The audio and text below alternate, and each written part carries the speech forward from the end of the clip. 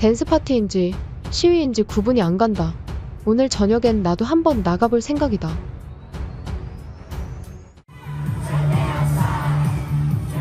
한국의 시위 문화가 의외의 모습으로 전 세계의 주목을 받고 있습니다. 일반적으로 혼란스럽고 다가가기 어려운 분위기를 형성한다는 점을 고려해볼 때 한국의 평화적인 시위 현장에서 울려 퍼지는 K-POP 인기곡들은 해외 네티즌들의 호기심을 끌기에 충분했죠. 상황이 이렇다 보니 콘서트, 아니 시위 현장에 한번 나가보고 싶다는 외국인이 생겨날 정도입니다. I'm in Seoul, South Korea. I am standing in front of an anti-corruption protest right now. It is massive and it looks more like a dance party. 실제로 해외 네티즌들의 시선에서 본 이번 집단 행동은 시위라기보다는 콘서트가 아니냐는 말이 나올 정도였죠. Protests were sweeping the nation as citizens demanded the impeachment of President after his shocking declaration of martial law. But these protests, they're anything but ordinary. This movement, powered by the MZ generation millennials and Gen Z, is turning demonstrations into vibrant, concert-like events. Colorful K-pop fandom light sticks, sing-alongs to K-pop hits like Blackpink Rose's APT, aespa's Whiplash. Protesters aren't just chanting, they're dancing, waving witty flags, and even remixing Christmas carols. One viral hit, Christmas is Merry when Yoon Suk Yeol resigned. And let's talk about creativity.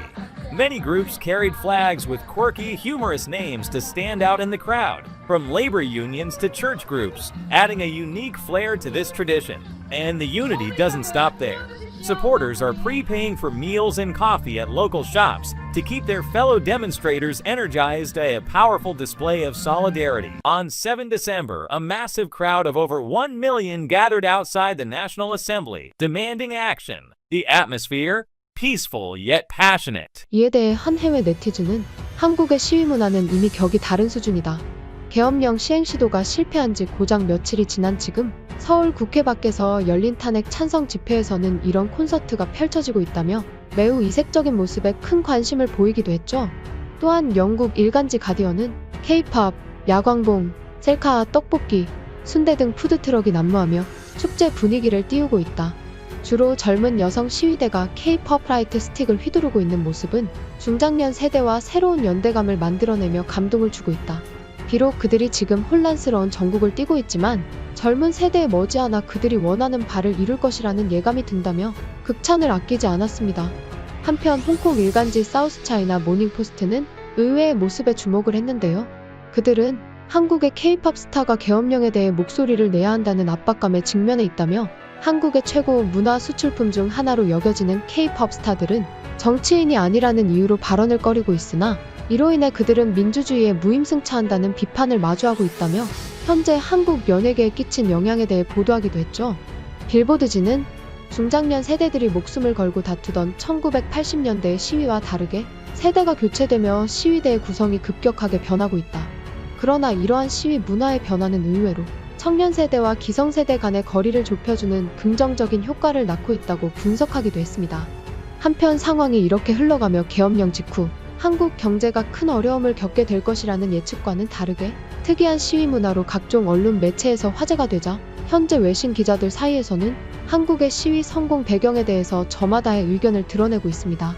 특히 영국 일간지 더 가디언이 내놓은 분석이 크게 화제가 되기도 했죠. 그들은 한국 문화가 세계를 정복한 비결은 무엇일까라는 제목의 기사를 통해 5060세대의 중장년층은 50년대 한국전 이후 군사 독재, 급격한 경제 변화, 그리고 민주주의로의 극적인 사건들을 여러 차례 경험해왔다.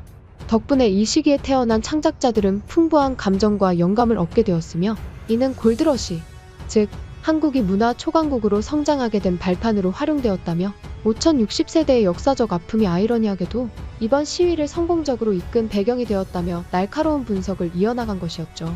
실제로 해당 소식이 화제가 되며 국내뿐 아니라 수많은 해외 언론 매체를 통해서도 보도되며 큰 화제가 되었는데요.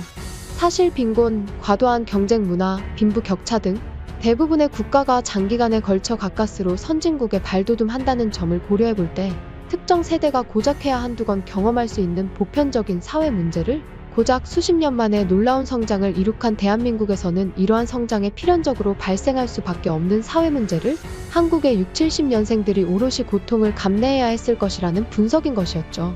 재미있는 사실은 이같이 평화적인 시위가 지속되며 그간 첨예하게 대립되던 기성세대와 청년세대 간의 갈등이 봉합되려는 움직임을 보이고 있다는 것이었는데요.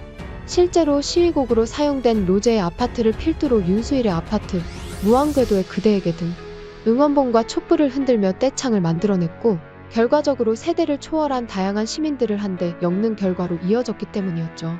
한편 시위 자체가 불가능한 중국에서는 이러한 시위가 자국으로 확산될까 두려운 것인지 정부 차원에서 매우 심각한 우려를 표하고 있습니다. 중국 경제매체 제1재경의 보도에 따르면 중국에서 운영하는 한 업체는 한국 여행이 지금 안전한가?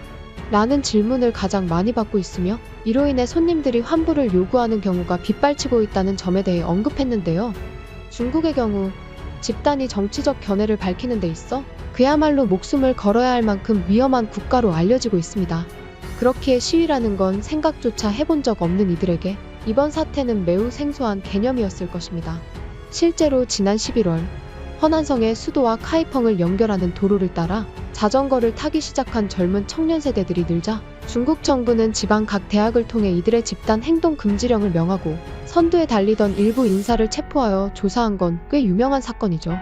그리고 지금 대한민국의 계엄령 사태가 벌어지며 이러한 집단 행동이 중국인들의 행동에 직접적인 영향을 미칠 것을 우려해서인지 중국 주요 매체들에서는 지난 3일 발생한 계엄 사태에 대한 정확한 정보를 내보내지 않았다는 것인데요.